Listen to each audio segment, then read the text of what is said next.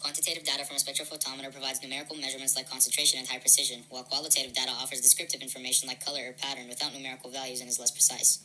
A spectrophotometer scans across all wavelengths to obtain a complete spectrum of a sample's absorbance. This allows for a comprehensive analysis of how a substance interacts with light at different wavelengths. Here are some examples of why you would scan across all wavelengths using a spectrophotometer. Chemical analysis. Identifying unknown substances or compounds based on their unique absorption or transmission patterns across a range of wavelengths.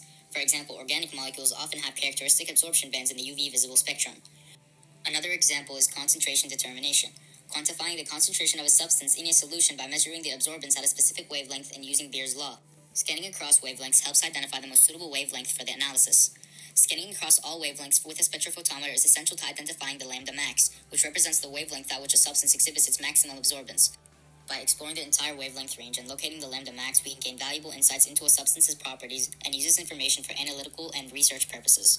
The Beer-Lambert law is a scientific rule that explains the relationship between a substance's absorbance and concentration. It is represented by this equation: A equals epsilon Cl. A is the absorbance of a substance that can be found using a photospectrometer, measuring the intensity of light as it enters and exits a solution.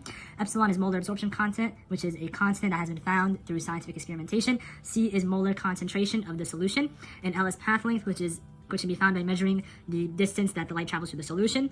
This law states that absorbance is proportional to concentration. More absorbance pertains to a higher concentration, and if we have an unknown concentration, we can use its absorbance and compare it with the absorbance of a known concentration. To find that concentration, it's also important to know that we should blank a photospectrometer in order to measure the absorbance of our target substance and not any other substances in the solution.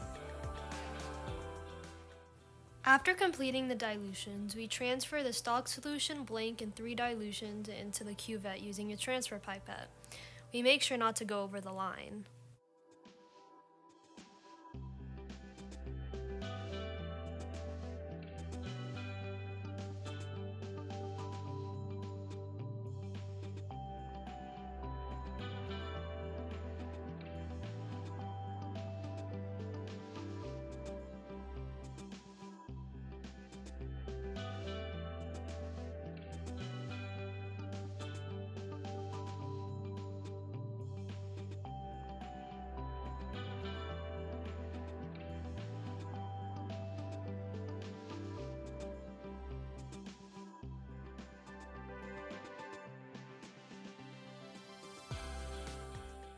Next, we head over to the spectrophotometer. In order to zero the machine, we have to add our blank solution, which is a mixture of water and ammonia, and then we clean 2 sides of the cuvette, then place it inside with the 2 clean sides facing the beam. We then close the lid and then press 0 on the computer. Remember, doing this step is very important because in this step, we're removing all effects that ammonia and water could have in our absorbance readings.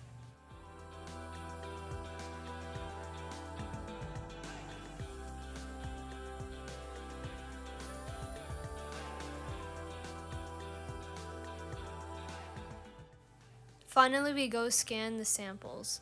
We repeat the procedure of cleaning both sides of the cuvette and then placing it inside the spectrophotometer with both clean sides facing the beam and then closing the lid. When we're scanning the samples, we press read, and then we record the absorbance in our notebooks. Mind, you only need to zero the machine once. We scan the stock solution in the 3 dilutions.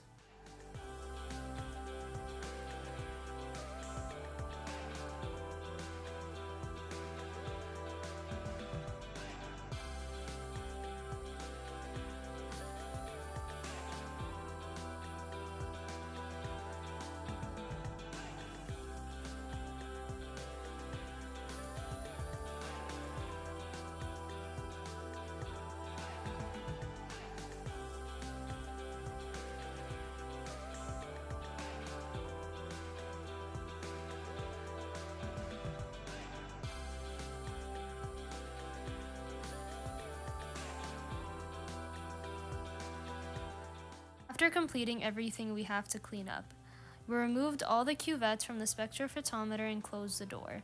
We then removed everything off the table and then X'd out of all the tabs. These are the results we obtained at the wavelength of 600 nanometers.